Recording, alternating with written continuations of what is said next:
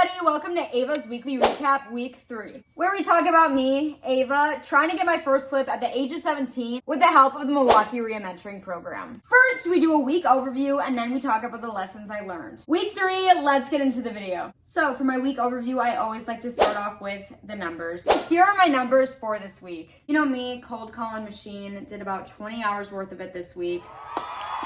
Always on track, baby. Number 2, I had the ninja meeting. One of my close friends, Mark from the Milwaukee REIA, started a new meeting as an extension of the REIA called Ninja, which is a meetup for newer investors to motivate each other during the hardest part of your real estate investing career, starting. We had a great time and met up at a local bar. Don't worry, I just had water. I'm not of age, people. Number 3, I had a buy call with Brian. I got a buy call set up this week, yay. It's always the best feeling. This property I originally cold called because it actually had tax defaults on it, but there ended up being another problem. There was a Liz pendant on the property, which basically happens when you get sued. The owner actually didn't think she could sell because of the clouded title, but I talked to Heidi at REI Title, the best title company out there. We would have been able to close the deal. We would have been able to work it out with them. So the seller was super happy that she would actually be able to sell the property if she wanted to. So me and Brian met up at Panera and looked at some comps, and then we determined the ARV of the property, what we could sell the property for if we fixed it up. Afterwards, we went to the walkthrough and checked out the property, built amazing rapport with the seller. Then we both went home, ran the numbers, compared the results, and came up with our rehab budget, which also determined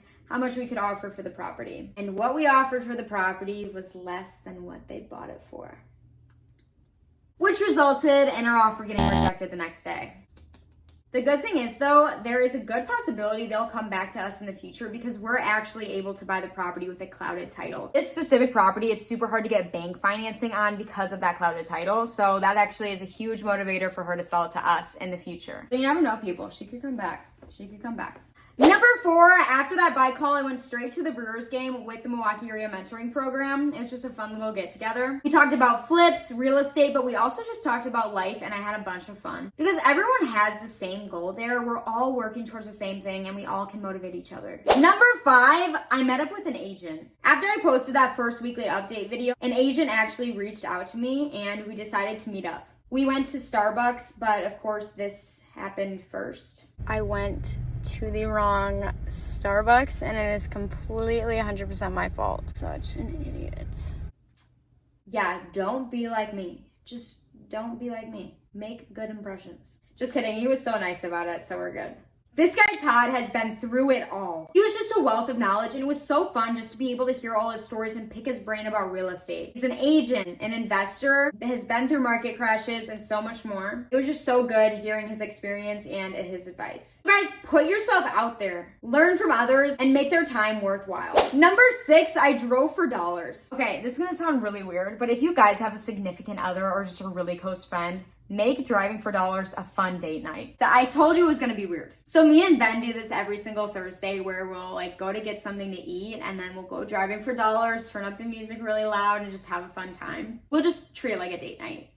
Doing it alone is honestly miserable, but when you have someone with you, it is a blast. So every Thursday night, you'll know where I'll be. Also, one of the best reasons to do this is you are making a list that no one else has. Number 7, couches and connections. Me and Ben used to make a lot of money couch flipping. I mean, we still do, we just don't do it as much. Katie, the 100K house flip girl I talked about in the first video, had a couch in her flip that she offered us for free. Thank you, Katie, very much, I appreciate it. We went ahead and picked that up and basically sold it on Facebook Marketplace for $500, and it only took an hour in total to go get the couch and take pictures. So it was a great deal. I'll take $500 an hour any day. The 8th thing that happened this week was so much direct mail. Holy crap, I've never seen so much direct mail in my life, and I know this is nothing compared to what huge investors do, but holy crap. All this direct mail is mine. That is crazy. Basically, when I have a list, I cold call them a couple times, I text them, and if they don't respond, I'm gonna direct mail them. So that's what all the direct mail is for, all the people who didn't respond to my calls or texts. Now for the lessons I've learned. Number 1, the driving for dollars list is the most valuable list you can make because it's one no one else has. Number 2,